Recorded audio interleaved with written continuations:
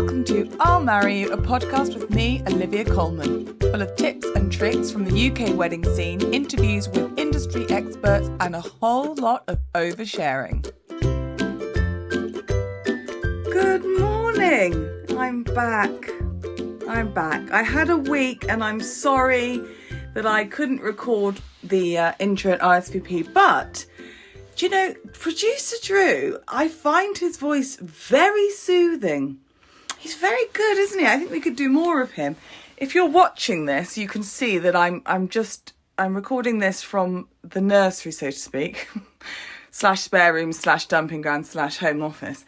And all I've got in the background is laundry, because that is all a mother of two does, is the washing. It's incredibly tedious and I don't know where it comes from.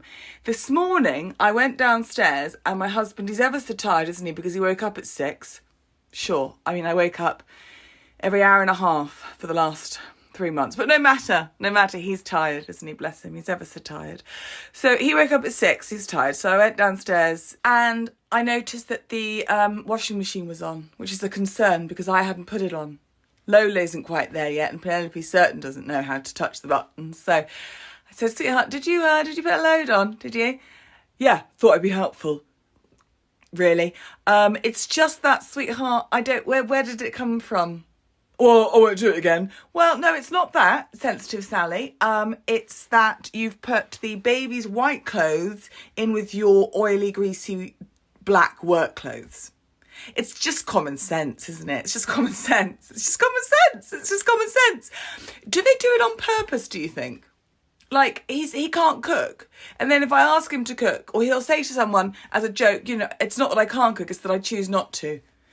That, to me, I translate as leave me and find someone better.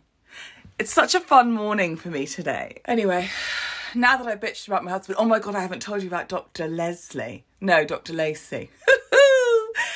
Anyway, Penelope was ill. That's by the by. So I had to take her to... No, it wasn't. It was a checkup. He was checking me out. Dr. Lacey was checking me up, checking me down. And very handsome doctor. And he was just so lovely. I walked into the room and he was like, oh my God, you look amazing. Not like you've just given birth. I was like, Dr. Lacey, you absolute tinker. I don't know if that's medically appropriate, but it's what he said and I took it, so that's fine. Anyway, he was absolutely delightful. Penelope pissed all over his floor and he didn't even bat an eyelid, did he? Didn't bat an eyelid.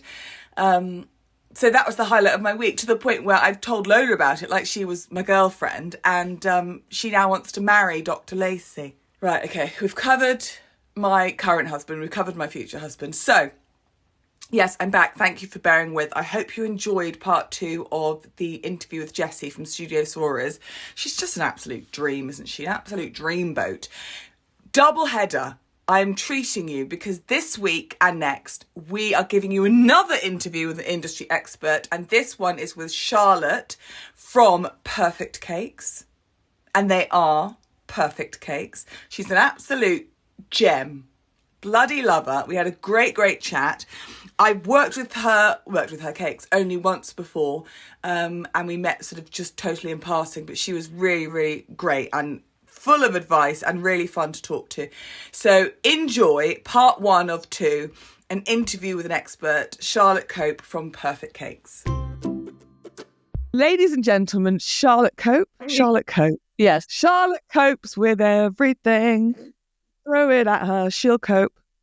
Is that your married name? It is. No, I chose it for my business. No, it's my married name. I'm actually Charlotte Cake. Yeah. Yes, no, that is my married name. My previous name was Winter. So, you know, more appropriate this time of year. Yeah. Love that. Yeah, I didn't really want to change it, but, you know, tradition and all that jazz. What is that? Why you did just change it because you're traditional? We're millennials. That's just what we do. Like, we just conform to whatever we're told. Whatever we were told was normal, don't we? That's why I've got children. Them little fuckers. It's so funny because nowadays, I would say 75% of my couples don't. If it's a heterosexual couple, she doesn't change her name. I think all power to them. Like, well done. I mean, my Facebook name's still the same as it was before. It's like I can't let it go. It's like envy, but yeah. I mean, I'm not attached to my name. You can call me How long have you anything been and I'll married? answer, so, it's fine. How long have you been married? When did we get married? We got married in 2019, the year before COVID, before shit happened, and like, sorry, am I allowed to swear? Before, Yeah. because I have a bit of a potty mouth. Before the whole world imploded and everything went too bad. That's when we got married. We were actually on our honeymoon when in Africa when the first sort of like twinges of COVID started happening. Yeah. So Oh my God. it was we were lucky to get it in when we did, I think. Wait, had you been together a long time before you got married? Oh yeah, 11 years. Oh yeah, he held on for as long as he possibly could. It was like a competition. Was everyone, because I find that the more people say, oh, when are you going to ask? When are you going to ask? And they dig their heels in and that's another, every time someone asks, it's like another year is added. Exactly. Well, don't ask, because it won't happen. No, I think I put my foot down by the end and said, we have to do something, like something. To be fair, we just bought our house. So that was probably something. But then after that, I was like, it's either children or marriage. Actually, no, we already had a kid by the marriage. But he proposed before we had the child because I was bored of nothing. So I was like, well, just pop a kid out in between. That'll be all right. Get that done. To be fair, I had being married and a parent myself. There is nothing more testing to a relationship than a child. No, you practice with a dog, but it's not the same. And everyone who has dogs before children are like, oh, my baby. And they're there going, it's so hard because I'm like, you wait. You're not allowed to leave your dog at home for 8 hours, your child at home for 8 hours. That's like an actual law. Yeah, no, that's a criminal offence, Karen. Yeah, exactly. Let's just say that right now.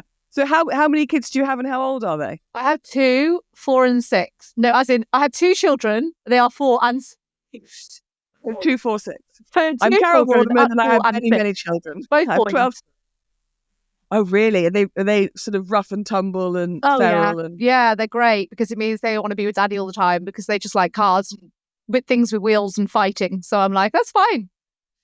So you spent lockdown as a newlywed and with a lockdown was newlywed with a 2-year-old and just finding out I was pregnant. Like literally the week of lockdown, I found out I was pregnant. So obviously I was vulnerable as well for the whole of that lockdown, and then gave birth during the second lockdown.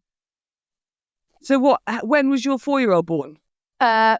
In the end of October 2020. So he was born like in that second month lockdown we had when nobody's allowed in the hospital with you ever. Babe. Oh, so you had to give birth. We'll get on to weddings and cakes. So you had to give birth on your own? He did. So my husband, I was in hospital for 10 days because both my children are little knobs and they always lie the wrong way around in my tummy, which is why I've learned that I'm not designed to have babies. So he was breech. So I was in hospital for 10 days waiting for him to just arrive. I went in for a turn for them to turn him. And they were like, you've got to stay in. And I said, until when? And they're like, until he's born. It was 3 weeks till my due date. And I was like, oh my God. What? And I had a wedding cake and another cake before the due date. And I was like, I've got cakes, I've got work, I've got a 2-year-old at home. What am I meant to do? So I just had a little holiday in Worcester Royal. I got to the point where I was almost teaching sugar flower classes to the midwives. Like it got that desperate. I did my tax return in hospital. Like it was a home away from home. I mean, there are moments. I had to go in the other day for reduced movement and she was like, we're going to monitor you for another half an hour. And then she was like, if you want to, you can wait and see a consultant, but I think it's fine. And it could be a bit of a wait. And I genuinely took a moment to think, this is quite a relaxing space. I don't have my husband. I don't have my child. Should I don't want to waste time, but should I just relax? Actually make the most of it. I did actually, by the end, apart from the annoyance of consultants having different ideas every single day of what we should do, like it was quite good. It got, I rewatched Breaking Bad. Like it was fine. I had a private room, just living my best life. What did you do about the cakes that you had due? Had to cancel them, had to cancel the cakes. And then, but just because it was ambiguous as to what, if he turned the right way around, I could go home, but he wasn't doing that. And they wouldn't give me a section before 20, wouldn't section me, as in a C-section. They were close to the other one. Yes, I was acting. Until I think it was 39 weeks. So I had 2 weeks in the hospital. So I was in there for just under 2 weeks in the end before my waters broke and they all panicked and had to have a section. So my husband got called and he came in and he did get in just before the section, but then he had to leave as soon as we'd finished and he had to go home. So I had to go with the baby disabled from, like this part down. Yeah. And I was like, who's going to look after my baby whilst he's not allowed to be here? Because obviously COVID, he was allowed to come in like 5 hours later and see me and his child. Mad. It's so mad, isn't it? It feels like, part of me feels like lockdown was yesterday, and then the other half of me is like it's a weird dream. It's like some sort of like 50 years ago when archaic age. Yeah, I know. It's ridiculous. I think it's going to be really interesting in sort of 20, 30, 50 years' time when our kids or our grandkids are learning about it. Yeah. Yeah, the stories will tell. What did you do in lockdown? I started teaching my dog agility and just sat at home in the sun for 3 months. I mean, the first lockdown was incredible. I got so into Escape the Chateau. Yeah, there were so many things I didn't even know I was interested in. By the end of lockdown, I was a hairdresser. I was a dog agility trainer. It was great. And you forget things. Like someone said Tiger King the other day, and I was like, oh my God, yeah. Yeah. There's so many great things. I mean, thank God for Netflix. Could you imagine if that had happened like 15 years earlier? What would we have all done? We would have been sectioned, much like you. So before lockdown, you were doing the cake thing. You're a caker. You're a cake baker. You were a master baker. I dabbled. I don't know. I did. Yeah. So I've been doing cakes for 16 years in total. But it's been a business for I think it's almost 9 or 10 years now. I can't remember for sure, but I've been doing. So yeah, funnily enough, COVID year was the first year that I was like full blown wedding cakes. Like it was my first where I wasn't just making a few here and there. It was actually like, wow, this is a proper wedding. I'm a wedding cake maker now. Well, I wasn't, was I, that year? Because weddings were just shut down. So actually, that didn't happen. And then I became a double wedding cake maker the year after when everyone was trying to fit a year's worth of weddings and all of last year's weddings and everything like that in after that. So it was like a massive shock to the system of being a wedding cake maker. And it also makes now feel quiet because it was so ridiculous at that time. So what were you doing before then? You just liked making cakes, so you made them sort of ad hoc? So my career path is a very interesting one. So up until last year, I was also a lecturer in psychology. Nothing to do with cakes. And I was a sort of hourly paid. So I chose my times and I worked at Worcester Uni and I did lecturing in psychology, occupational psychology, masters, things like that. So yeah, that is my background, is psychology, not cakes. Cakes have kind of been like a running thread throughout my adult life. Yeah. But I've had other sales and marketing roles, all sorts of other weird roles in between. And now I am solely cakes because I couldn't keep up with all the research with psychology. I was like, I can't be doing this anymore. This is too much effort. No. That's intense. It also instantly makes me feel like I should talk to you about, my mental health issues. Oh God, not that type of. I was definitely not that type of psychologist. I was a business psychologist. I was that side of things I couldn't ever deal with because I struggle with negativity constantly. I don't know how people do it. I honestly don't know. You're married to a man. I know. I know, but we don't speak. We're married. Exactly, that's the word. We're married, so we don't really speak.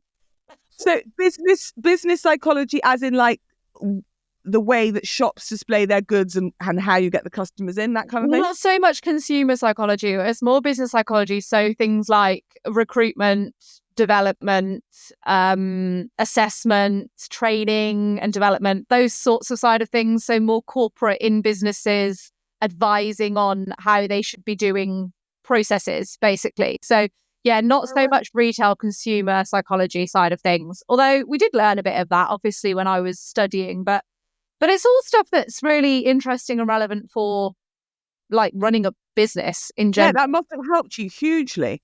Definitely. It's made me want, I run my business as a business and I'm very aware of all the sort of things that are involved. And obviously I can advise people on how to run a business correctly. If you could. Because I do often find, now I'm putting a blanket over this, which is naughty of me, but I do find when I've spoken to industry friends that a lot of us, given the nature of the wedding industry, are creatives, are creative, as me and my mum take the piss and say. We're creative people, and quite often creative people, we're very good at doing the thing, but we're not so good at doing the business. 100%. And so in the cake industry, that is like very, very apparent. Very apparent. People are great at actually making cakes, and you can be the best cake maker there is. Make the tastiest cakes that look incredible. But if you don't know how to run a business, you're doing it, busting a gut for absolutely nothing.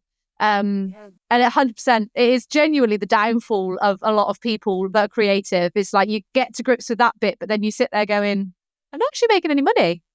How am I surviving? Well, this is it. But also, have you found, teaching that and also being in the wedding industry, I find it very difficult being British, because like how to charge more. I remember I had a conversation a couple of years ago with a photographer and a videographer. I was coordinating a wedding. We all sat down having a chat about it. And I was like, I think I need to up my prices, but I don't want to because I've got imposter syndrome and, weddings are expensive. And, feeling sorry for everyone else. Yeah, I was. And they were like, yeah, but you've got a product. Your product is like sold out. So what? You have to. I was like, no, I don't want to take the piss. Oh, no, I'm the opposite. Are you? She's fucking extortionate. Give me the money. No, it comes back to that idea you were saying earlier about like having the confidence and knowing your worth, I think is really important. And if you know you're worth it and you know what you're producing is worth it, and you come across with confidence in your pricing, and you sort of say to people like, this is how much it is. It's not a question. It's not a barter. It's very much, this is what it costs for you to have me.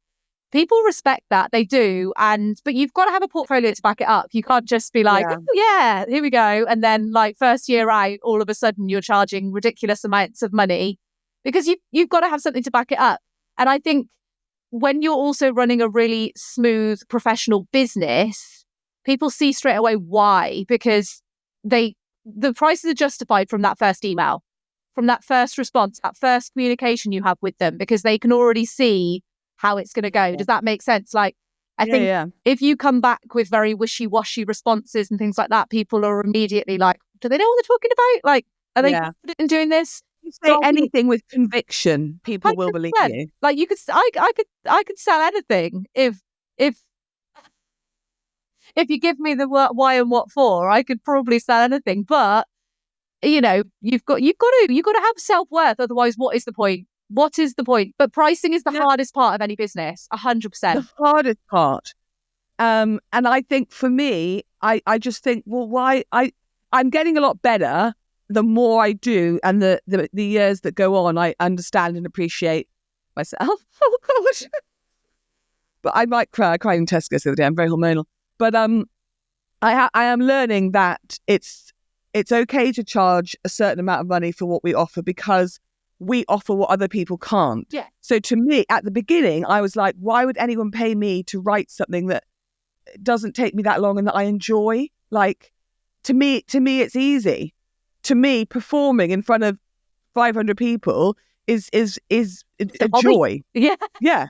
That's just a Tuesday. So I found that really hard. But then other people, I just sort of send off the ceremony and they'd be like, oh my God, that's incredible. How did you write that? And I'm like, well, I don't understand. I just did.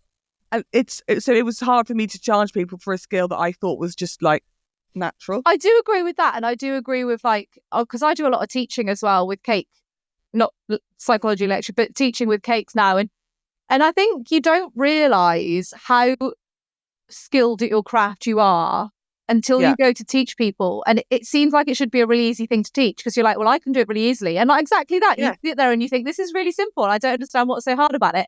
But then when you actually go and teach people to do it, you realise, okay, so maybe I am, do you know what I mean? Like, I just always underrate my skills, not because I don't think they're good enough. I think they're very, very good. But I always think, well, yeah, probably other people could do this. But actually, it becomes apparent that actually, no, not everyone can, or it does take 16 years. Yeah. It And the doesn't more look like people 15 tell years you, already. the more people tell you, oh no, I couldn't do that. And that's like, yeah, I've always known that, for example, public speaking is something that other people find physically paralyzing. Whereas, the bigger the crowd, the better for me. So do you remember the first cake you ever made? For like, not like in life, not like as a child, but like that someone paid you for?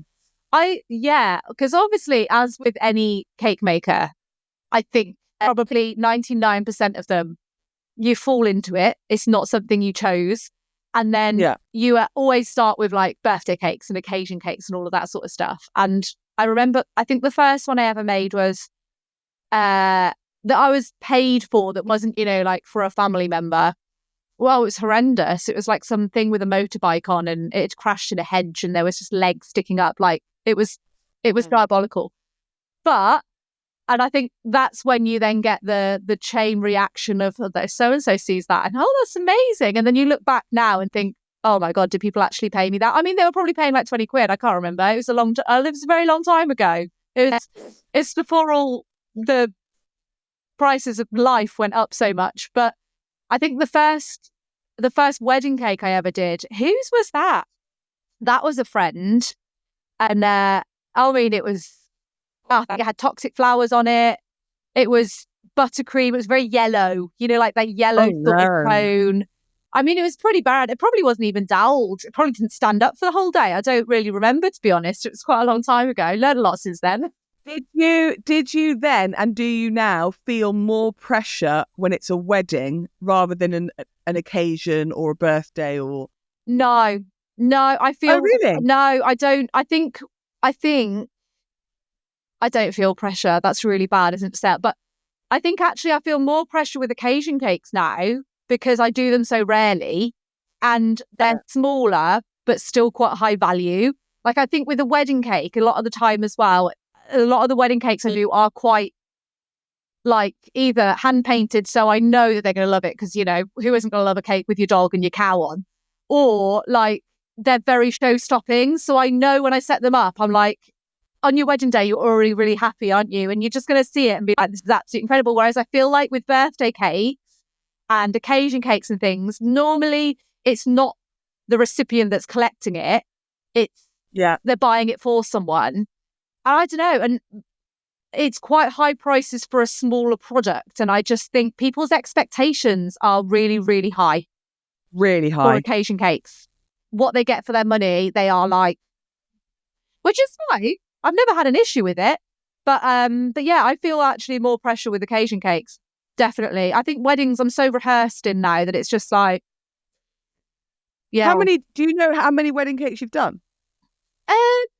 No, I don't. But they're probably not some groundbreaking number because a lot of people make wedding cakes and they'll do like, so I had a lady come to a class the other day and she does wedding cakes. And she said that in the summer she did 1 week where she had 7 wedding cakes for the same day. And I was, oh my God. I know. And I was like, I maximum do 2 a week, like maximum. That is all I'll do at the most. So my repertoire for the number of wedding cakes is probably quite significantly lower than a lot of wedding cake makers who have been doing it for as long as I have. But I suppose what I do isn't just a semi-naked cake with fresh flowers. Like they take a lot longer to actually create. So I can't do more, or I won't do more because I want to be able to give the full. So I usually do on average around 35 a year of wedding cakes. Which probably sounds really low to some cake makers if they watch this. They're probably like, I do like 90 or 100 or whatever. But I also like a life because I've learned that over the years. I've learned that actually there is more to life in the summer than just constantly setting up and making wedding cakes. But that all comes back to your pricing. If you're undercharging, you're coming out of the end of wedding season and still being like, I have nothing to show for it. This is it. And it's not that you're overcharging for what it actually is. It's that people significantly undercharge for it. That's the problem. That's the issue. How do you feel pressure because of the name of your company, Perfect Cakes? I mean, I was bold. Why didn't you call it nearly perfect or better than average? I was Set bold. yourself up for failure, Charlotte Cope.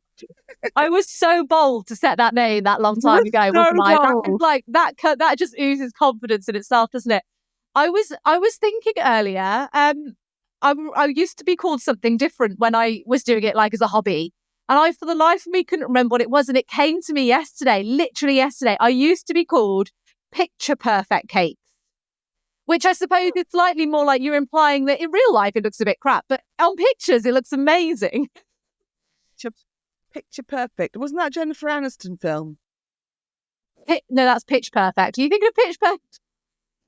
And Pitch That used to be my business name. And then I don't know, I think I dropped the picture, but I honestly couldn't tell you how long that was ago. It was definitely around 10 years ago. So I do agree. I went in with just full confidence on the name, and it was almost like a target, something to live up to.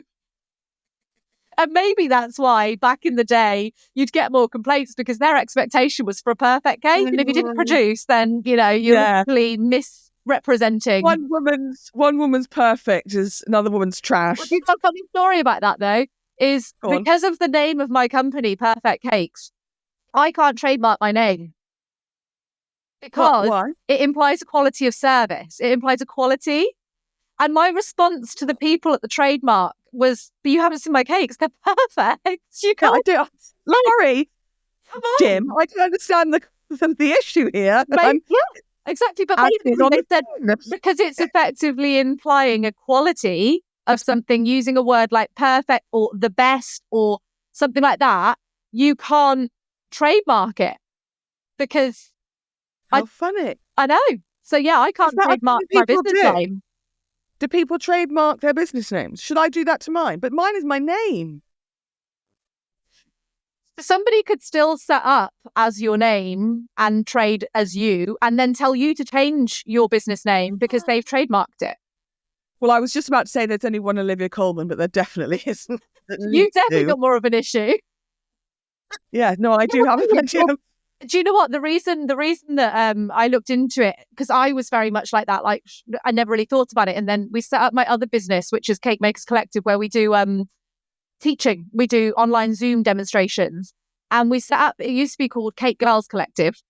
And we then got a letter from a lawyer saying that we couldn't use that name because there was somebody with a similar name. It was not the same.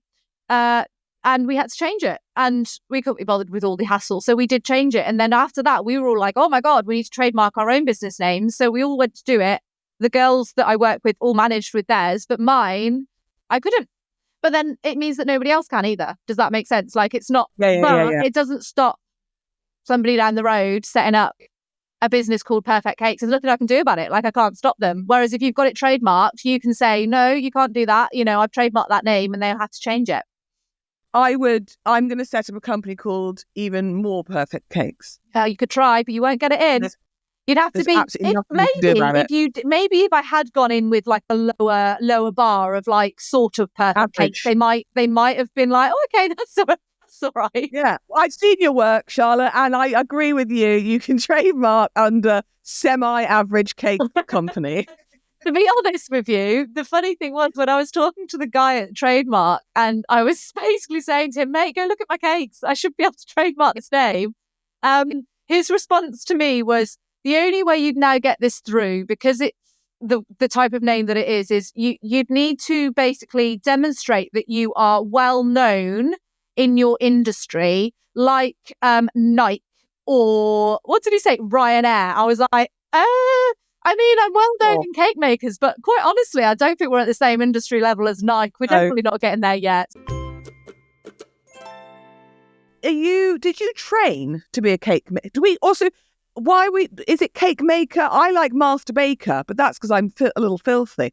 You're a cake maker. You're not a baker. Cake designer, I would call myself, because quite honestly, I wouldn't class myself as a baker. I make cakes that taste great, but that is my limit. I don't bake. I'm not interested in baking. I hate baking, in fact. You're not whipping up a shoe bun on a Tuesday. No, I'm with you. Not at all. I mean, you're lucky if I whip up a cake on a Tuesday that isn't ordered. Like, I absolutely hate baking. I hate baking cakes. I hate baking everything. Good.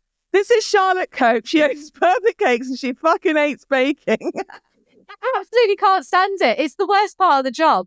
I can make brilliant flavoured cakes, but I'm not like an exotic, like some bakers, it's like all these amazing flavour combinations. I literally don't care. You're getting really tasty, solid, nice cakes, and that's it. So I don't even branch into like tray bakes or other baked goods. Brownies are my limit. Like that's as far as I'll go. Oh, that is so funny. I hate it, absolutely hate it. But so for that reason, I don't call myself a baker, because I feel like to be a baker, you have to be really passionate about flavor combinations, and you know what I mean? Like you have to bake everything, like a bit of a pastry you chef. want like flour in your hair, like waft through the streets and town with a sort of, essence of vanilla. I don't have that. I waft through with an essence of like, child and dog. So, feral. Amazing. I'm really professional. I smell feral as I make your wedding cakes. So you didn't train that. I like a cake designer, because I feel like as well, I personally, from a cake maker designer's perspective, there are two types of cake makers. There is cake makers and there's a cake designer. The cake makers are the ones who they can be incredible at their craft. They can create an absolutely amazing cake, but they don't necessarily come up with designs that are new and innovative, and they don't inspire as such. They're very much, they can replicate a cake, they can make a really good cake, and that's not by any means saying that people who don't design new designs are not credible in their trade. They 100% are, but then I feel like a cake designer is someone who pushes the boundaries, does something slightly different. They're not just producing nice looking white cakes every week. Do you know what I mean? It's just something a little bit more than that. Which is what I like to say I do. People might look and say different, but And so did you train in that? No, I'm all completely self-taught. The only thing I've ever had classes for is sugar flowers. Actually, I did do in lockdown when, nothing else there was to do. What else did we do? We did weird courses. And mine was a sugar flower night school, which was all online. Obviously, we weren't allowed to actually interact with people. So yeah, that's the only training, and that was incredible. Though I don't like making sugar flowers anymore, so I try and avoid them if I can. But yeah, that's all I've had. Other than that, it's been 16 years of grueling trial and error, quite honestly. Well, yeah, and they do say the best place to learn is on the job. But surely, and we'll go into the style of cakes that you do that are just unbelievable. Surely you trained in art. No, everyone, the biggest question people ask me when I'm painting on cakes is people ask me like, did you do art? Have you, done classes? And I know I never have. Yeah. I think when I was like 10, I went to a local village hall for some art painting classes, but I couldn't tell you what I painted. It would have been diabolical, whatever it was. No, but the funny thing is, I've actually recently just painted on real paint, like, real painting, like not on a cake, for a customer who wanted a replica of their cake on. Now that makes, that's a good gift. Was it an anniversary gift? It was. Yes, it was. I won't say too much because I think it's this weekend. I don't know when this is going out, but yeah, so, but the idea to me was completely utterly daunting. I don't know what paint to use. I don't know, like I'm painting on paper. I'm a flat surface to begin with, not a curve. And everything was just like, this is terrifying. Everything I've learned is painting on cakes, and people always ask why don't I paint on canvas and things, because there's a million people that do that. Whereas painting on cakes is a very, very, very niche topic and not many people do it. So I don't know. Maybe that helps. Maybe that helps that you didn't have any training, because you didn't go from canvas and flat or fabric or paper and then onto a curved, totally different texture with different paints. You literally went straight onto cakes. And it's definitely a skill that's developed over the years. My painted cakes didn't look like they do now 5 years ago. 100% not. Really? Like, oh yeah, it's with everything, isn't it? The more you do, the more you get your style and you sort of coin what you want.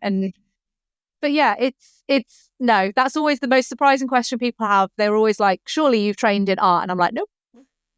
No, that is madness. Well done. Do your boys, are they showing an artistic flair? Because it's obviously just in your blood. The youngest, yes, he's very good and he's very arty and he enjoys it. The eldest, no, not a chance.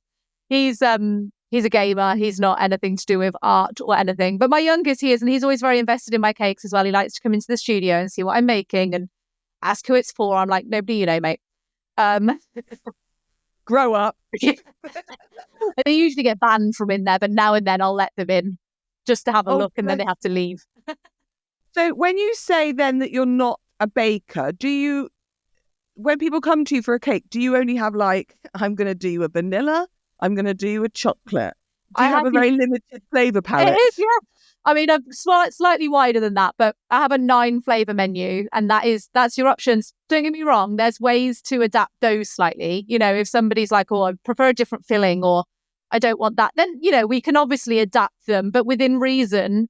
Like the actual base of the cake, the sponges, that's what you get, because to create really tasty cakes takes a lot of time of trial and error. Yeah. Like, it's not just a case of, I did have someone ask me this year for a wedding whether I could make them what's it called? Is it a honey cake? I don't know if you've ever seen these, but they're a bit strange. They're almost like biscuity cakes, and then they're like loads and loads and loads of layers. And when they said that, sometimes with my couples... Right, Mary Berry, chill out. Yeah, exactly. I mean, I'm definitely not that old yet. But a lot of the time when couples come to me and they mention something in their consultations, and they'll say like, I don't know, like, oh, he really likes this flavour, but we're not going to have that on the cake or whatever. I'll sometimes note it down, and I'll sometimes do like a little surprise gift or something for them on the morning of the wedding. So like if the groom, like, I know. Well, extra, but I don't advertise it because obviously I don't want anyone being like expecting it. You don't like everyone the same, do you? So you're not going to do it for everyone. If you're listening to this and you've had one of my cakes, this is not implying that I didn't like you. I promise. Oh my God, you've completely shot yourself in the foot now. Your old customers are going to be listening to this and they're going to go, I did not get a little surprise, actually. I know, but yeah, it's only if like a little comment's been made, or, you know, it's just something. And a lot of the time, it's when people are already spending a lot of money, you're like, actually, that's fine. And sometimes I do that. But with this one, I particularly thought, oh, maybe. And then I looked into it and saw what it entailed, and I was like, no, that's not. It's not my journey. It's not in my chapter. No, like if you were just asking me for a chocolate cake when we've ordered vanilla, right? Okay, I can do that. But yeah, I do like to do little things that, like I say, it's not for everyone. It's only if something's been said. Do you know what I mean? Like there's something significant that's kind of come out. Everyone, if they do watch this now and then, my bride's 2025, they're going to be like, right, we need to be like, I absolutely love this. Do you do fruitcake? Only on request. And I think this 2024 is the first year I haven't done one. Oh, really? Yeah, it's definitely out now, I would say. Definitely sometimes out. People still like it for like the traditional side.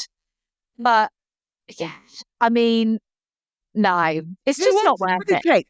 I only eat Christmas pudding so I can have the brandy butter. Exactly. I don't even make Christmas cakes anymore. But I think the thing with the cakes and the way direction that they're going, or the people that come to me, they want more modern vibes of cakes. So generally in themselves, they're into the sponges and the different flavours of sponges.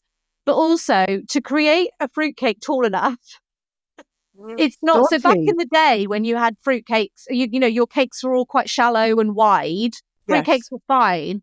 But now that they're getting taller and taller, and obviously my style is tall, it becomes practically quite difficult because you have to do double, you kind of have to glue two together. You know what I mean? It's just not as, I think it's on its way out. I will do that. If somebody requests it because they particularly want it, then I will do it.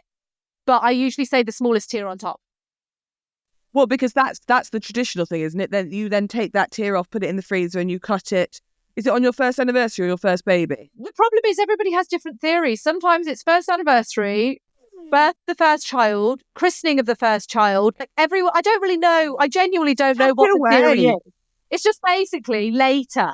After the wedding day. Whenever you feel peckish and you can't be arsed to go to Asda, then you get out your wedding cake. Let's celebrate. The thing is now, you can do that with your actual wedding cake, your sponge cake. Like, absolutely fine. I had couples come back to me and be like, we just had some of our cake for our 1 year anniversary because they froze it, you know, and they've got it out on their 1 year anniversary and it will still taste amazing. Like, so it doesn't have to be fruitcake for that reason, basically.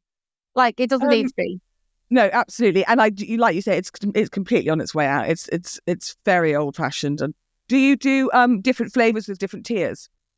Yeah, I encourage it.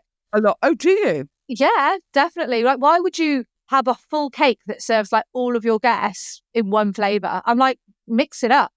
encourage it massively because I So just what think you're saying is to people who are about to get married, how can you pick one flavour for the rest of your life? You need to pick many, many flavours to make everyone happy. well, if I had my clients head on, I would say, you want to offer them more flavors because there may be people that don't like that one particular flavor, but they might like one of the other flavors. Yeah. So therefore you're giving them an option.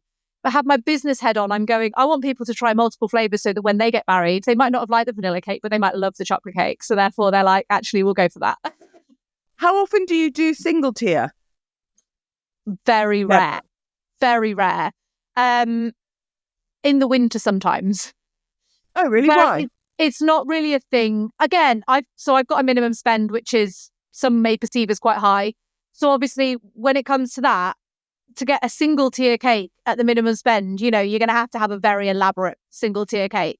Can I ask your minimum spend? Is that cheeky? No, you can ask it. I'm more than happy. So next year it's £600 and the year after it's £700.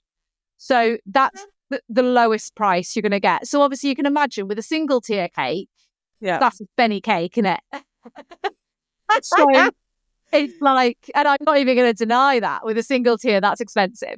So obviously people do tend to go, and again, it's the area and the sort of ideal client that I've ended up with, which is what I want. Are the ones that do have a decent budget. They want something that's more than just the cake in the corner. They want something that's a talking point of the wedding and that's going to get people looking at it and noticing it. And those people are the ones who, they prioritize a cake at their wedding. Not everyone does, and that's absolutely fine. There's people who a cake is not important. And I usually, for those people, I say to them, I'm not your cake maker, because I'm very honest with people. Like, if you are just doing it for the sake of having a cake, I'm not going to be your cake maker.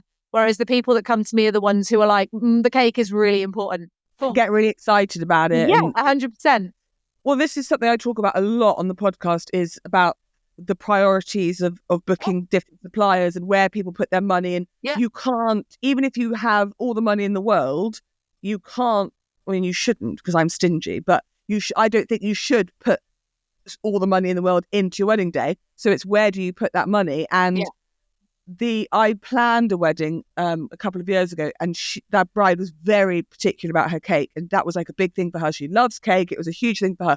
Whereas for me, and I'm embarrassed to admit this to the owner and CEO of Perfect Cakes, to me, it wasn't a huge thing, the cake. It was like, I want, like you said, I want a nice cake. I want a wedding cake, but actually it can sort of just be, it's tradition to just cut the cake.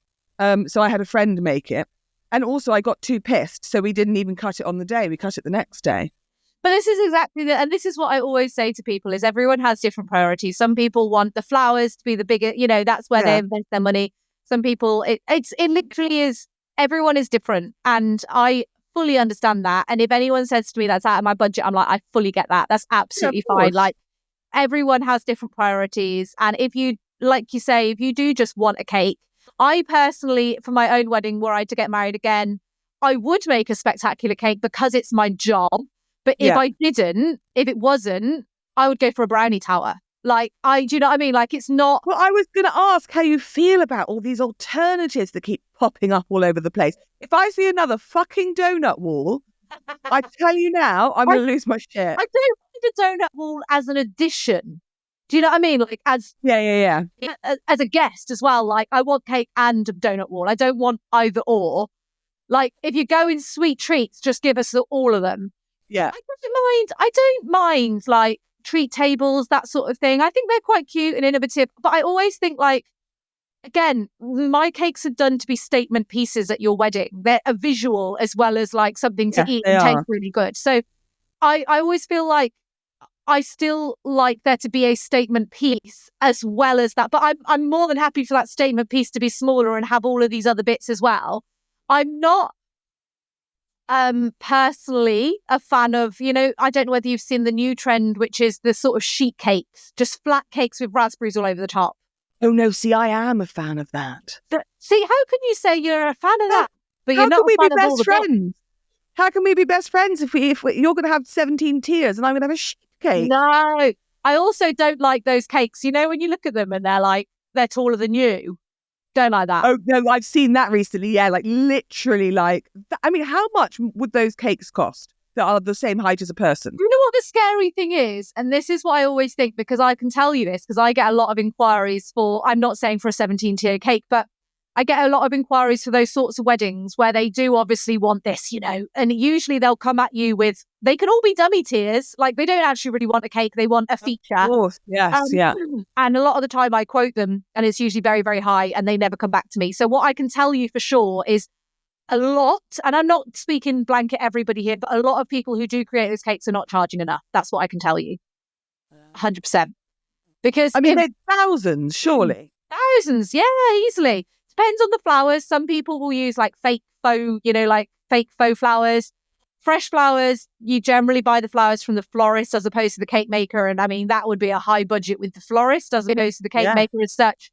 And if it's sugar flowers, which it never, ever is, because that would be more than that. That would be tens of thousands with, you know, those size cakes with sugar flowers. Because sugar flowers take usually an hour per flower. No. So, yeah. An hour per flower? It's like a group rhyme. Yes. Some of them, yes. I mean, obviously there's quicker flowers and there's some flowers that are longer than that. Like if you make a peony, for example, something with loads and loads and loads, or a ranunculus with loads of petals, you're talking longer than an hour per one flower. No. Yeah. That's mental. See, I had no idea, and this is the other thing about the industry as a whole, is yes, the wedding industry is expensive. We all know that. But people resent paying because they don't understand the time and the skill and the effort that goes into it. So now you're telling me that you take 3 days to make a bloody ranunculus, I'm like, well, of course your minimum spend 700. This is exactly it. I think it's the same with all suppliers in the wedding industry. Yes, I don't think this is, and it's probably the same with all people who do creative jobs anyway. People just see the final product and they see it as a cake. And this is where I say my clients are the ones who don't see it as it's a cake. We're going to eat it. What's the big deal? Like they're the ones who are like, I would never look at your cakes and think that. Like I look at your cakes and think I actually think that's artwork. And then a cake rather than you cake. can eat it as well. Exactly, yeah. But that's the thing. Like, there's many, many, many, many people out there who don't see it that way, and they're just like, "Well, I'll just go to M&S," and I'm like, "That's fine. You go to M&S. M&S, yeah. That's your priority, and therefore you've just shown me exactly your priority, and therefore I'm not your cake maker."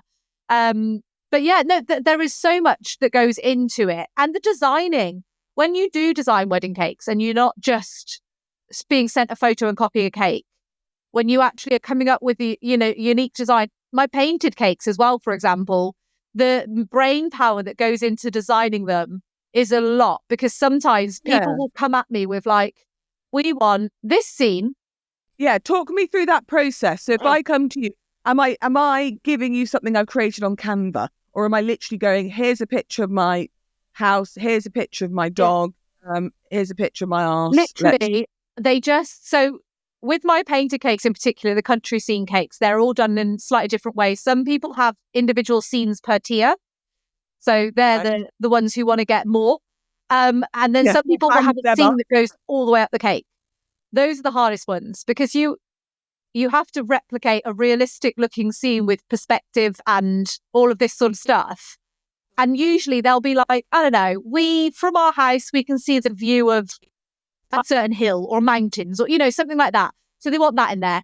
But then they also want a particular part, like you say, their house or this farm building or something like that. And then they want these cows, and then they want those sheep, and then they want this tractor. And normally I just get sent a load of photographs of everything they want in there. And I send them a list that's like, so in this scene is going to be boom, boom, boom, boom, boom, all of this stuff. And then I have to create a scene that is going to fit it all in. And we have like, you know, orders of priority. So like their dog is their most important one, and therefore that needs to be the forefront, and you know, and then, but actually this tractor isn't the most important tractor. So therefore, and it sounds crazy, doesn't it?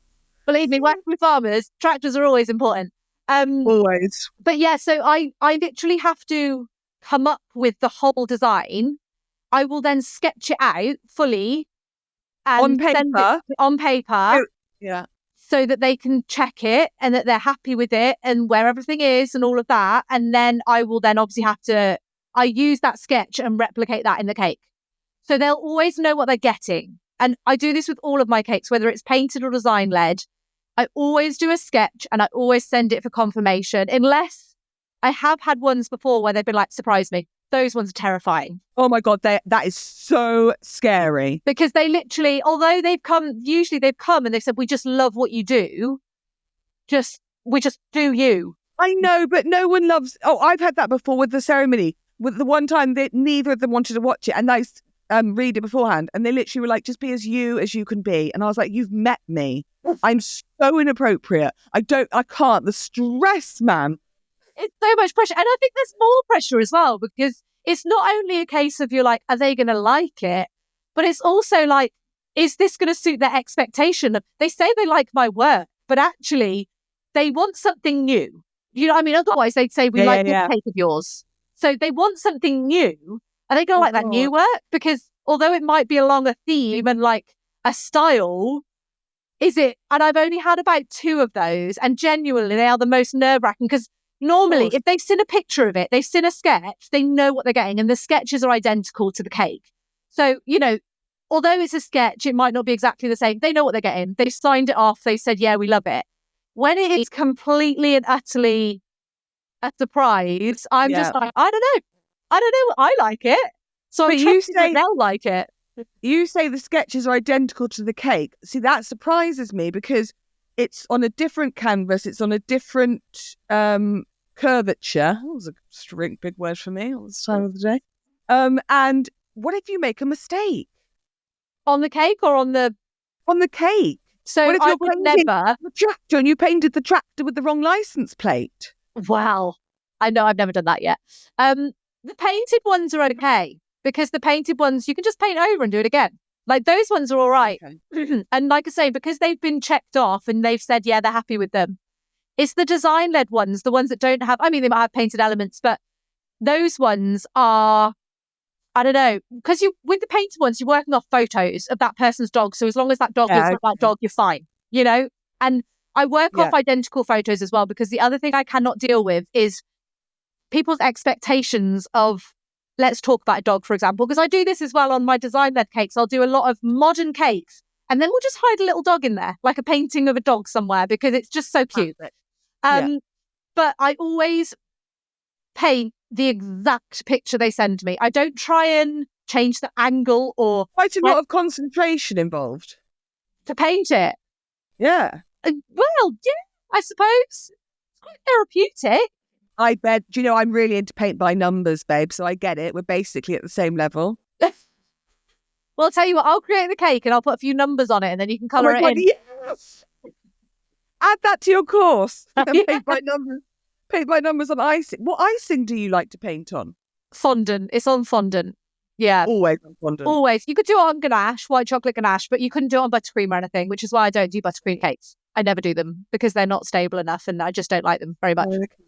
So even if you're doing a design-led rather than a painting, you still... I won't do buttercream. You can do exactly the same thing with white chocolate ganache. You can create the same effect and the same vibe. So if somebody doesn't want a fondant cake, because, you know, they are a certain aesthetic, they're a bit more clean and formal, I think. I agree. We go white chocolate ganache. But also, like you say, if they desperately want buttercream, then buttercream your ass to another cake maker, because that's just not what you don't have to. There are many, many very good cake makers out there who do buttercream cakes, and they will do them far better than me, and they will want to make them. But for me, at a wedding, I want a cake to make sure that when I set it up at 10 o'clock in the morning, by the time they cut it at 8 o'clock in the evening, that's my advice.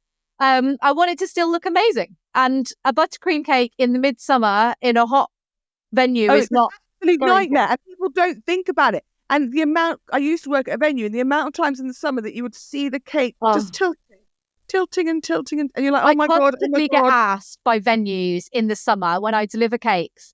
You wait. One of the member of staffs invariably will come up to me and say, is this one going to fall over? I mean, it's I love my response. What would they do if I went, yeah, probably? Yes, give it half an hour and it would totally fuck.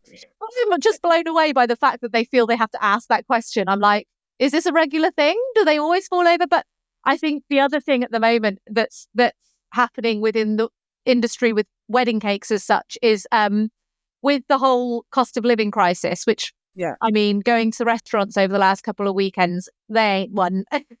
Because honestly, I just can't believe how many people are still eating out and all of that. But anyway, with that, when people are starting to cut down their budgets for their weddings, I think if a cake isn't a priority, the cake is one of the first things that they go, Auntie so-and-so can make that, or Nan will make that, or the bridesmaid will make that for them. And I think that is becoming definitely a much more prominent thing. That if the cake is not important or it's not a priority, somebody will make it. And the problem is somebody making it is fine, but one, they've got a lot of stress on their shoulders now because they don't do this all the time. And making a tiered cake is not simple. And also, those are the ones that generally end up wonky, slightly on the floor. And I feel like in the industry at the moment, the people that are really struggling cake makers wise, and this might be wrong, but the ones I've spoken to are the ones who do those cakes that maybe your nan could make. Does that make sense? More traditional, simple. Even if they can make them incredibly well, I think people are obviously going for that because it's just a cake to them. They're not that interested. So they do get someone else to make them. And I have seen some serious fatalities on cakes that are not made by a professional cake maker. Do you have one of those bumper stickers on your car that is like... I do. Wedding cake inside? I actually have one. It's actually in my car. I can't grab it. But it says cake on board. And it's like a big yellow that goes over the boot. And do you know what? The main question I get when I drive around with it and I stop at my local petrol station, people go, what does that mean?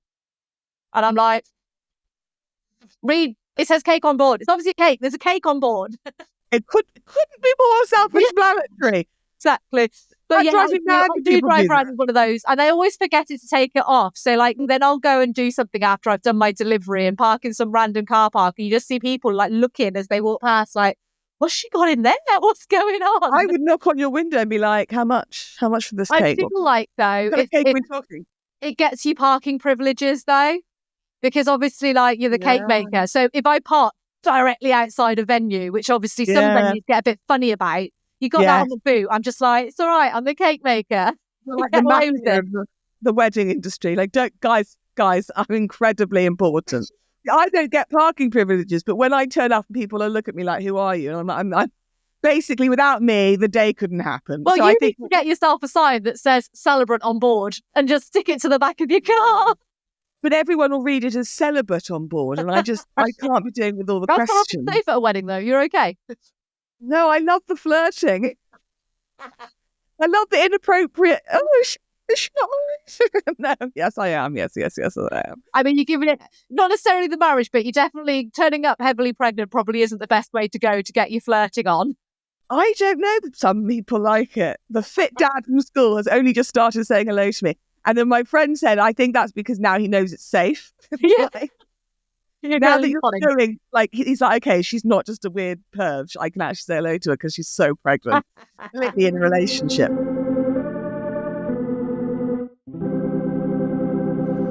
Okay, so this is a message from Caroline. It's very lovely, actually. She writes, hi, Olivia. I've been loving listening to your fabulous podcast for the last 18 months. Oh! We got married last year. 2 of my good friends are celebrants. Oh, and as a gift, they both performed our hand fasting ceremony in a tiny chapel in Cornwall. I want to know more about that. It was very small, only 14 guests, and we hired a pretty Airbnb for the after party and for the guests to stay over. This is my second marriage and his third. We're very unconventional and live separately with our respective children. That's probably the key to a happy marriage. And see each other for half of the week. It is the future and works beautifully. Even though we're already married, I'm still listening to a podcast because it's brilliant and funny and I just bloody love weddings. I wondered what your thoughts are on the year 1 anniversary. Do we throw a party? What gifts do you think are acceptable? We had a garden party after our wedding and it rained, so we have lots of beautiful decor, games we handmade, etc., which were never used and appreciated. Should we do it all again, or is that a bit extra? Also interested in your thoughts on vow renewals, thinking ahead and wanting to plan it all over again.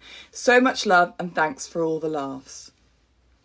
Okay, first of all, Caroline, I'd like to know more about how your celebrant friends did a ceremony together, and tell me some more details about that, the actual ceremony itself, because that sounds really interesting. And also, thanks for listening. It's just such a babe. Secondly, I think vow renewals, okay, if James and I make it to 10 years, I'm going to do it. Being married is hard work, and I think you should celebrate the fact that you're still together if you're happy. This is awkward, isn't it? I think you should do as many vow renewals as you like. Chriselle from Selling Sunset on Netflix, she's only been married a handful of years, but they renew their vows every year on their anniversary. And actually, I think that's quite lovely. And also, yes, it is extra. Yes, it is, Caroline, but you should do you. And if you like you say, you're unconventional, so sod it. Also, if you were my bestie and I knew that every year on this date I had a set party to go to, I would be so excited. I went to a wedding abroad once and we all became best friends and we all had so much fun. And as we were leaving, we were like, oh my God, we should do it again. And obviously we didn't, and obviously we won't. But I would have loved that. I would love to know that every year I get an excuse to buy a new frock, dress up, celebrate with my best friends and have a good time. I think that's great. I think, and yeah, you do whatever you want. And can I come? Thank you so much for listening. It really does mean the world. If you find this podcast even remotely helpful or moderately entertaining, share with all your friends and family. You can DM me any questions, queries, if you want to share any stories on the podcast Instagram at I'll Marry You Podcast. Get in touch. I want to hear all your tall tales. See you soon. I'll Marry You is a podcast by Olivia Coleman. The music is Mr. Sunnyface by Wayne Jones, and the show is produced and edited by Drew Toynbee.